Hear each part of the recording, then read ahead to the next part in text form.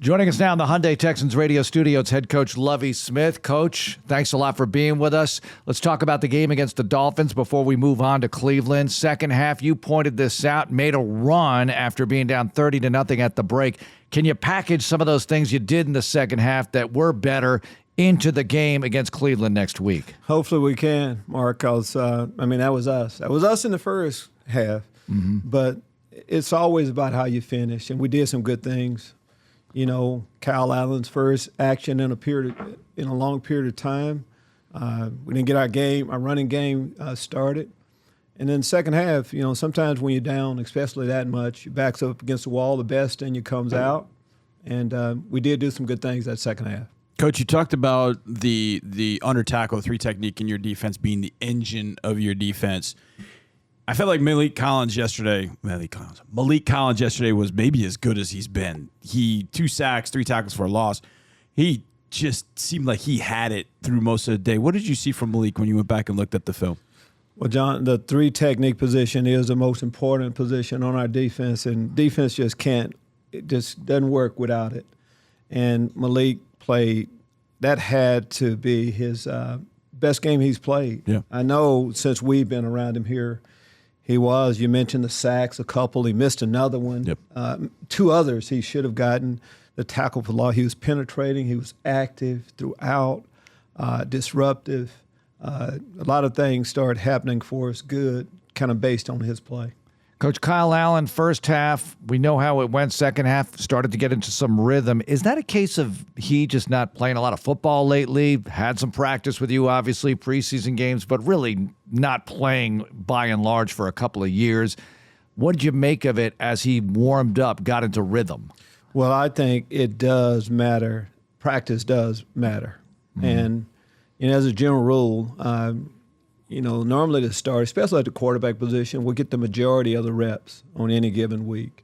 And the backup just gets a little bit of limited work, and a lot of times he's kind of working off of the cards going against the one defense. To move into that role and get the majority of the reps from the initial play of practice has to help you an awful lot. And I saw him getting more and more comfortable in the pocket as the game went along. Normally there's a big improvement between 1 and 2, and hopefully that'll be the case this week. Along those lines, let me ask you about that look team quarterback, because you mentioned reading the plays off cards. How good do you want them to be in practice against your defense? Do you want them to go all out and try to score, be the best they can possibly be, or hang back a little bit? How do you want them to approach that? That's a good question, and it's an easy answer. We want them to try to dominate every snap. We would like for them to beat. Throughout the week, every play is not scripted for the defense to have success. It's scripted for the offense to have success. We're going to put them in the worst possible, our defense in the toughest possible situation as you can possibly get. And for the quarterback, he gets to throw. He knows kind of, a lot of times what the coverage is, and he gets a chance to really throw the ball. Yeah. Coach, getting the run game going. Dare came in there in the second half, got the touchdown off the counter play. A, what'd you see from Dare? And B, how can the running game kind of get going back in the right direction? Well, it does start up front, and we'll continue to talk about doing a better job up front. And that's been kind of documented. But from there, as a running back, a lot of times you can't block everyone on the defensive side. And a lot of times you have to at least make one guy miss. That touchdown run by Dare, just a good cut, 2 guys in the hole. But we've seen signs from him throughout. He's filled a different role for us. And through the course of a year, injuries happen. And normally, most of the time, your role can change during the course of a year. We asked him to do more, and I thought he did an excellent job with it. And if Rex can't go, we feel very comfortable with him being in that role. Coach Tegan Quatoriano, a couple of grabs for you. He's a rookie. We all know that he didn't play a lot in the beginning. He didn't play at all in the beginning because he was hurt, but got out there against Philadelphia. What are you seeing from him, and what does he need to work on to continue to improve his game? Well, Tegan will be the wide tight end for us, and that's more, he has a big presence as far as the run is concerned, but he's athletic enough to catch the balls too. But as we talked about with Kyle, practice matters. Getting reps matter. Playing matters. So for our rookies, just the more they'll get better and better each snap. I mean, we're playing a lot of rookies, and some of them, of course, have gotten less time than others. Tegan is in that in that class, but we see improvements that he's making, and we'll need him to play his best ball, of course, this week. Coach, a guy that seemingly is getting more and more opportunities is somebody you know pretty well, having coached him at Illinois, and that's Jake Hansen. It feels like when 49's on the field, he is flying around. He's back in his home state of Florida. Felt like he was around the football a lot, and that looked a lot like what he did in 2020 before he got hurt in 2021. Have you seen Jake come back from the injury and be the guy? Does he look like the guy that you remember at Illinois? Has he gotten better since he's been here? What have you seen from Jake? That's pretty observant to notice that yesterday. Jake played, I should say limited amount of reps, but we had a couple of our linebackers went down yesterday. Christian Harris went down yesterday, and Blake Castman for a while. So guys had to move in different positions. Jake played the Sam and the wheel linebacker position for us. I thought he was active. He made plays. The best game he's played since he became a pro. I do have a lot of confidence in him. I've seen him in a lot of different positions, and he can do multiple things for us.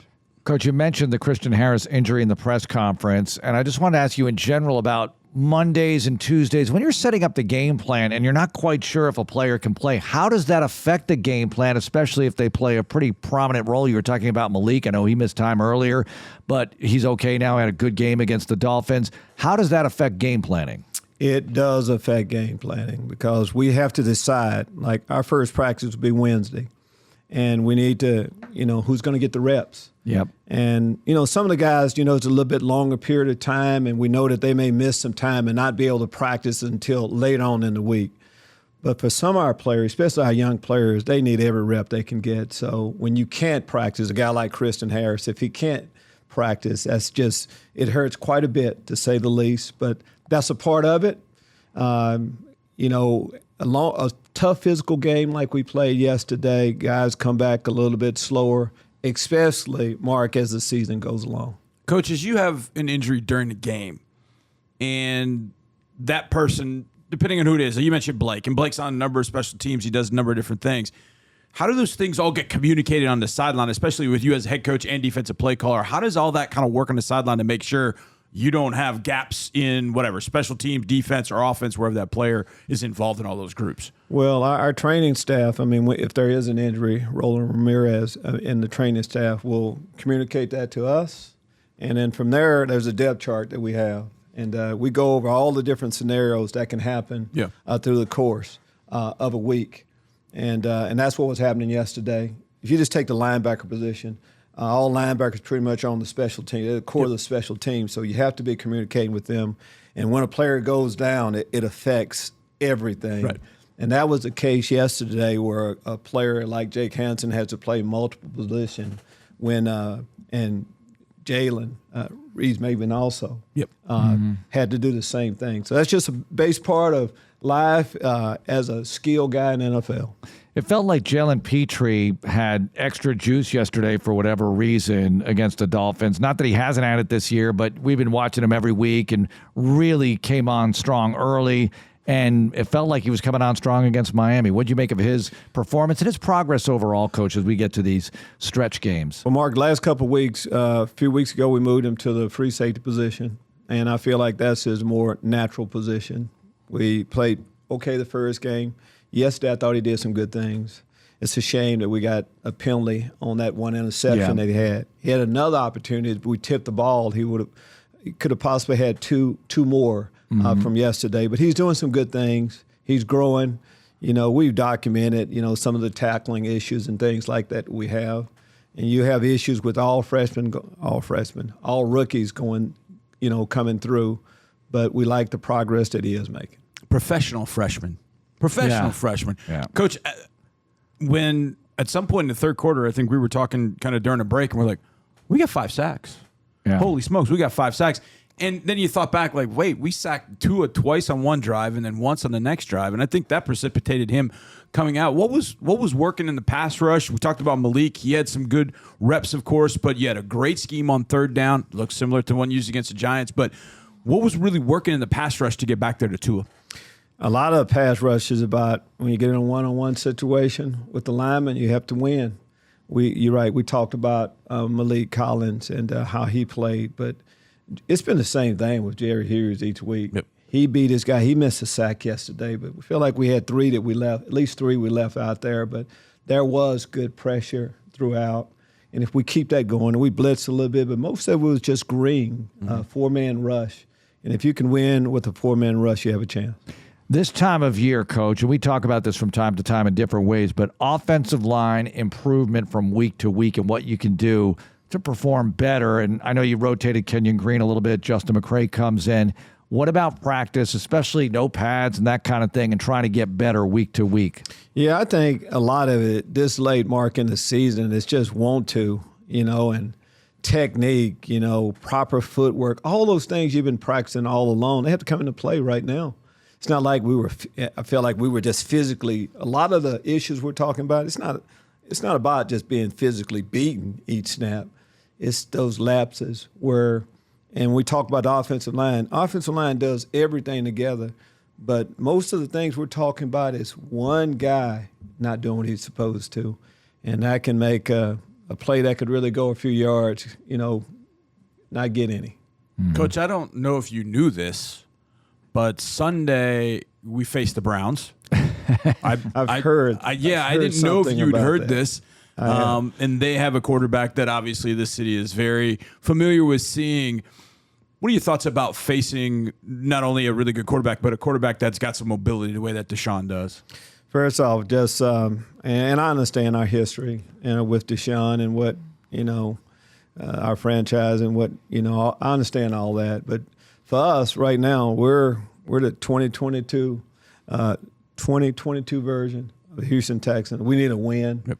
And we just played a great quarterback, and we're playing another great quarterback.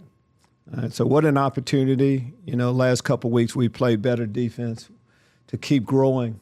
The ball will be thrown in there. It'll be a big challenge for us. So we're looking at it like that. How much of the prep, Coach, is looking at the 2022 Browns offense versus or plus looking at Deshaun Watson on tape, which might feature him in a Texans uniform? I know there's some preseason stuff out there, but really the regular season work here is notable. So what do you think of that part of it? Oh, I think we'll kind of watch a little both. I mean, to see the physical, Deshaun Watson, we have all the video that he's done. We have access to that. We have access for that. We don't have to call anybody for that video. But still, I think it's about the quarterback position for the Cleveland Browns. And so we're going to study what they've been doing. I don't think they'll change it up that much. They have an offensive system that they run. And a lot of times how you help the system is just put a better player. Kobe did an excellent job of putting them in this position. And Deshaun is a better player, so we realize that. Coach, one thing we have not talked about, you stopped the run game yesterday. They had 26 carries. I think it was 65 yards. Maybe it was less than that. My number's off a little bit. But I know it was 2.5 yards per carry. That's, I think, the best performance you've had against the run this year. Against the run this week against the Browns, if you held them to that, I think we're going to be in pretty good shape. But what was the key yesterday to holding the Dolphins in check, and what will be the key going against the different kind of running game this week against the Browns? Well, I think the key is it's about gap integrity, gap discipline, staying in your gap, trusting your teammate, getting as many helmets as possible, 11 guys to the ball. It kind of starts with that, and that's what we've been doing a good job of. Yep. And if there is a break, of keeping the explosive down, our safety. We have at least one safety every play. We shouldn't be set up to give up a lot of big plays. Right. So the guys have played the last couple of weeks. We played the run better, and we'll need to play it even better than that this coming week against this Browns attack. Coach, being the head coach, when you want to address something with a particular player, do you go right to that player or go through the position coach, the coordinator? I guess it's maybe all of it, but how do you handle those kinds of situations when you want to get a message across? Well, I mean, if there's something really serious going on, I mean, the position coach knows and the coordinator knows, but I believe in that direct approach, going directly to him.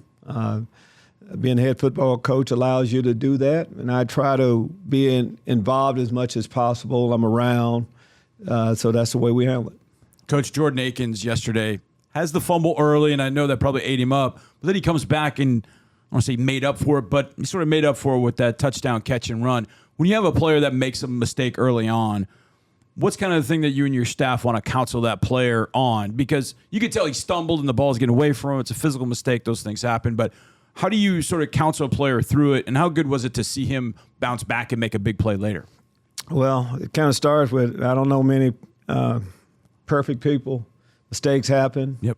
And that's a part of football. But you have to learn from those mistakes. And Jordan, of course, knew at the time. Great play by them defensively. And you see, I think when some negative like that happens, you see what it can do to a team.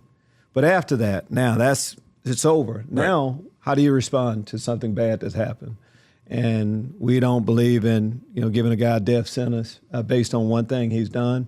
Love the way Jordan came back. He's a big part of what we've been doing offensively, and that'll remain the same. Coach, we have Kurt Heinisch as one of our guests on the Texans Players Show this week, and he's had some moments for you. And playing for a big-time program like that, how much does that help, especially for an undrafted free agent, just deal with life in the NFL when they come from a big atmosphere and facing the athletes they do on a weekly basis versus guys who come from some programs that might not see that as much? I think it's a big deal. I really do, because the NFL is big. The amount of tension that's placed on each game. But nowadays, you look, especially guys, as you mentioned, from some of the major programs, coming from Marcus Freeman as a friend. I coached him way back in the day in Chicago, but I'm always pulling for them. But we realize what Notre Dame means to college football, and it is big. So for Kurt to come in, of course, it hadn't been too big for him. And a lot of those guys are used to that and used to playing well, too, and that's what we like about it. Coach, on the flip side of that, and as Marc was asking the question, it made me think of the story you told us about Danielle Manning. When you get a guy that comes from a smaller school, do you see a difference in how long it takes for that guy to get accustomed to, wow, these are big lights, man. There's a lot of people in here. I never played in front of these. Does it take a while for a player from a smaller school to kind of adapt and get going, or is that just unique to the particular player no matter what? Well, I think it's unique to a particular player no matter what. But I think, as I talked about, most of the schools that have come from a big program and how they come in, I think most guys from the smaller schools come in with a chip on their shoulder. I was told that I'm not good enough to go there. Right. And they've been proving people wrong all their lives. And the Danielle Mannings of the world are a perfect example of it. I can't recall one that I thought it was too big for them. You get out of that fairly quick. Yep. Because when an NFL team brings you on, draft you, or put you in their program, they're saying that you're good enough and you just want to prove everybody right. We talked about the Browns, but it's also Deep Steel Sunday, presented by Hyundai. And it's My Cause, My Cleats Day, Coach, and you're going to be participating in this as well, right? Yes, I am. There are a lot of organizations that are important, especially for our youth. But the Boys and Girls Club has been special to me and my family for a long period of time. Coach Miles Smith went there every day after school, and his big brother. So 5 days out of the week, we were there. So we've been involved with the Boys and Girls Club for a long period of time. They just do so many great things.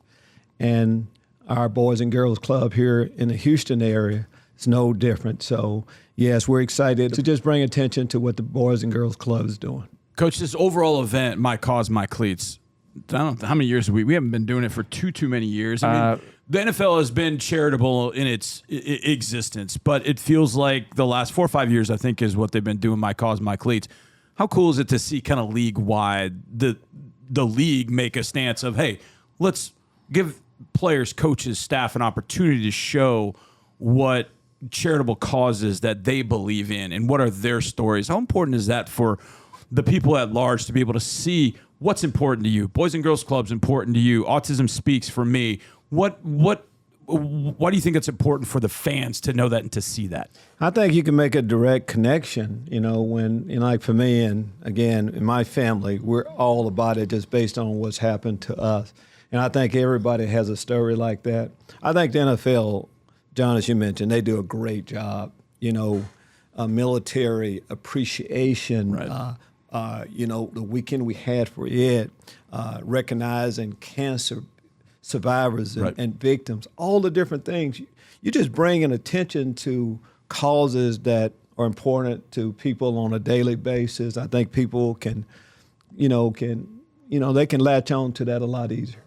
All right, Coach, the Amegy Bank Ask Coach question of the week. It's high school football playoff time, and we've got games going on in this building, as a matter of fact. So give me a couple of memories, maybe under-the-radar memories of your high school football days.